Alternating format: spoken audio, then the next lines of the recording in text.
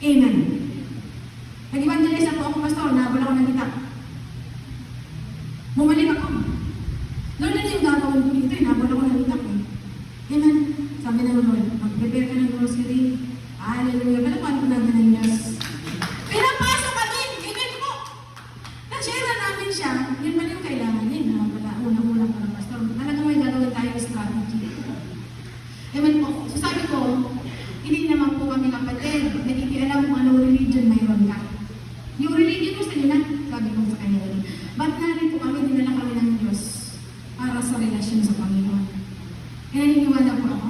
We're not looking for the, yung ano man po kinabibilangan po natin. Amen? Naniniwala po kapatid na ang pinagtutuunan talaga natin ay ang ating relasyon sa Diyos. Amen. Amen? Hallelujah. So, napakahirap po. Nagampanan ang ating tungkulin. Sometimes, mapupromo ka. Amen po? But, if you are Christ-centered, titingnan mo yung kahinaan ng Panginoong Diyos. Titingnan mo yung kahirapan ng Panginoon sa lahat ng kanyang ginawa. Amen? Nandito ka na ngayon. Palagpan mo natin ang Diyos. Hallelujah. Kung babalikan mo natin ang kahirapan ng Panginoon, hindi ka kanya sinubukan. Amen. Alamin po yung hindi lahat ng tao gusto mo. Tama, Pastor? At hindi lahat ng tao yung gusto ka. Amen? Amen. Pero bakit hindi natin dapat titignan yun?